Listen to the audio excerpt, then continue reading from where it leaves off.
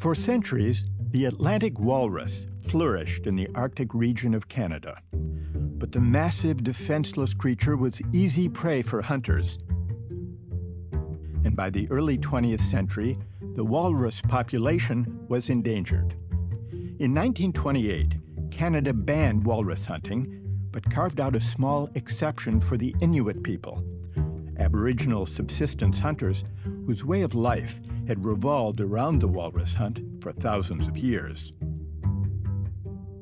In the 1990s, Inuit leaders approached the Canadian government with a new idea. Why not allow the Inuit to sell the right to kill some of their allotted walruses to big game hunters? The number of walruses killed would remain the same. The Inuit would collect the hunting fees, serve as guides, supervise the kill, and keep the meat and skins as they had always done. The aim? To provide income for a poor community without exceeding the existing quota. The Canadian government agreed. And so today, rich trophy hunters from around the world journey to the Arctic for the chance to shoot a walrus, paying around $6,500 for the privilege. They don't come for the thrill of the chase or the challenge of stalking an elusive prey. Walruses move slowly and are no match for hunters with guns. A journalist compared the walrus hunt to a long boat ride to shoot a very large beanbag chair.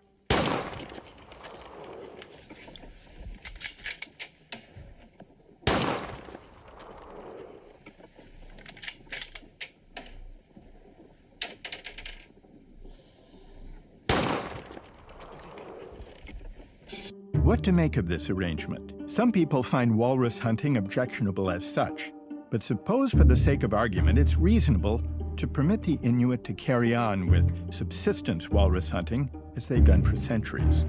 What do you think about letting them sell the right to pull the trigger? Should the Inuit be allowed to sell trophy hunters the right to shoot a walrus, provided the number killed does not increase? Or does selling hunting rights to outsiders undermine the purpose of the exemption given the Inuit in the first place?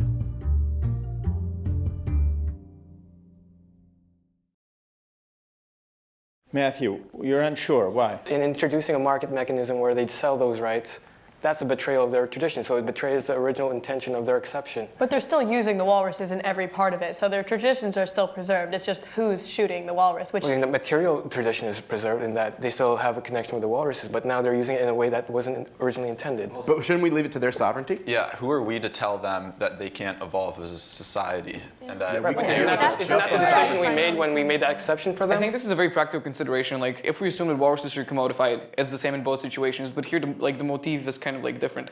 In the first case, you have a motif which is preserving some cultural values, which I could accept. In the second case, it's a completely financial motif, to kill an animal. But there's something morally disagreeable about the second. What is it exactly? Are you worried that it's kind of turning the walrus hunt from a cultural practice to a kind of commercial theme park? Almost, yeah. If you think that disrupting the lives of the Inuit people by stopping the walrus hunting is painful to those people, compensating them makes sense. If these people would rather have money than to hunt the walruses, one has to raise the question of how valuable it was to them, whether they're really so dependent or so spiritually connected to that custom of walrus hunting. So the spiritual connection that was being honored by the quota is called into question by the desire to sell it. To sell it. Instead of living it, yeah, they're trading it away. And perhaps the romance of the Canadian government honoring the Inuit people is investing in a spiritual practice that is no longer alive.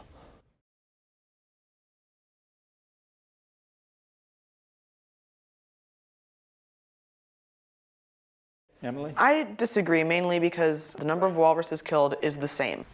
Part of the walrus is still being utilized by the Inuit people. The only difference I see here is that the Inuits have recognized that they have an asset, essentially, that they can say, okay, instead of me pulling the trigger and killing the walrus, I can sell this to somebody else who finds it really important to do this for some reason that I cannot comprehend personally.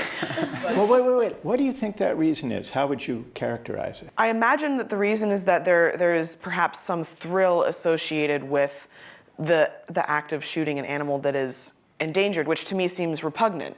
Who am I to say to somebody else that that's something they shouldn't be able to do? And the outcome of this action is the same as if the permit hadn't been traded. You don't want to impose that judgment on others, but you find it repugnant.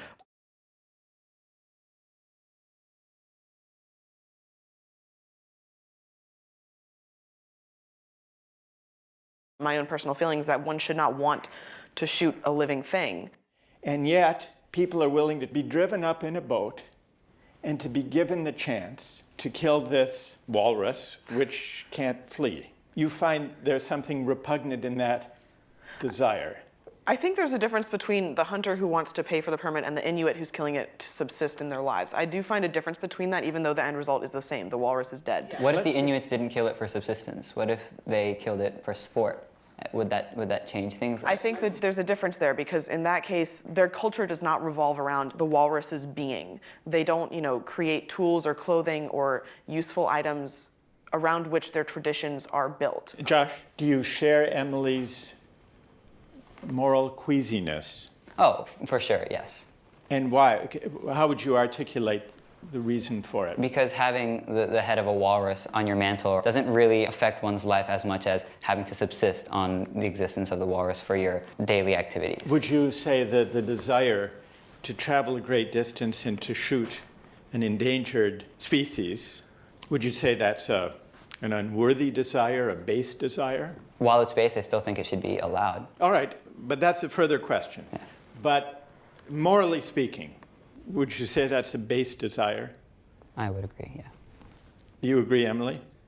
At risk of making a lot of my friends at home mad, yeah. I would argue that a lot of the queasiness that we're talking about is morally irrelevant. I agree. I completely I disagree. think so. Morally irrelevant to what the law should be. Yes, to what the law should be, not social taboo. We Is can still it call them morally jerks and weirdos. relevant to how you judge this practice, Erica? You say it's morally irrelevant whether this is a base desire or a worthy one. I have no way to judge whether or not this desire is worthy. But what do you think yourself? I'm not really sure why anyone would want to, but I'm sure that they have their own reasons. So you find it eccentric, but not base or repugnant, to use Emily's term. I don't personally feel it's repugnant, but I think that's more a reflection of my character than the act itself. We have a market that is catering to certain desires, certain preferences, as all markets do. But in debating this, we find ourselves discussing the moral status of the desires that lie behind the market to shoot the walrus. And what's interesting is that certain preferences, certain desires that markets cater to are unworthy or base.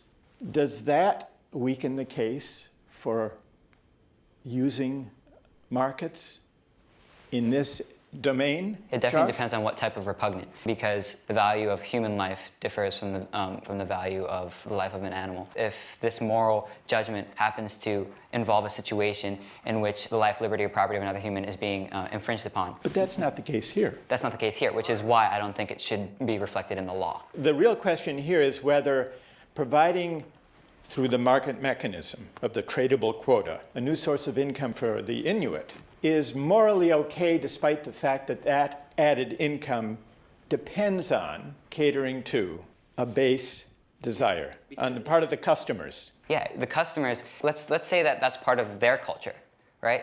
As long as it's not infringing upon the rights of other humans, I think their culture should be allowed to develop. You're not catering to simply the Inuits. You're catering to a certain other population, but you're keeping the quota the same, and you're allowing this trade to occur. And you're also improving the lives of the Inuits, because their culture is developing. They need more money. They need more resources. So there's no downside.